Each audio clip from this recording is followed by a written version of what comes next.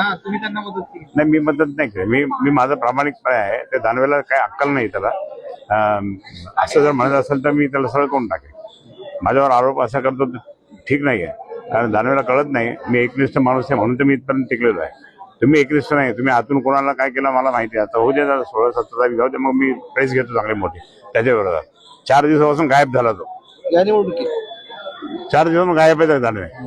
माहित नाही कुठे आहेत. आम्ही शोधतो तर भेटत नाही. तिकीट त्यांनीच वाटली ना? सगळं त्यांनीच केलं.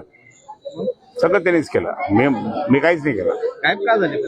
माहित नाही. आता माहिती घ्यावं लागेल. ही गोष्ट मातोश्रीपर्यंत पोहोचली आहे का? असं सगळं चालू आहे. पोहोचले.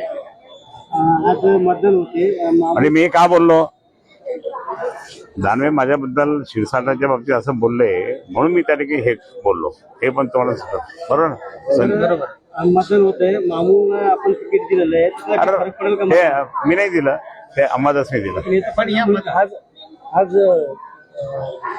जे सोलंकीचे पुत्र आहेत, ते उमेदवार आहेत, ते पाया पडले. हा, ते आमच्या समोर त्यांचा जन्म झालेला आहे.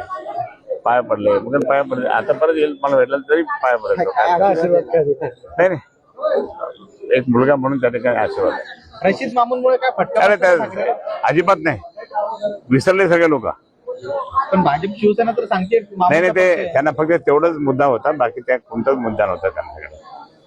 आणि तो मुद्दा ते आमच्या दानवे साहेबांमुळे तो मुद्दा घ्यावा लागला. मामून निवडून येतील का? माहित नाही.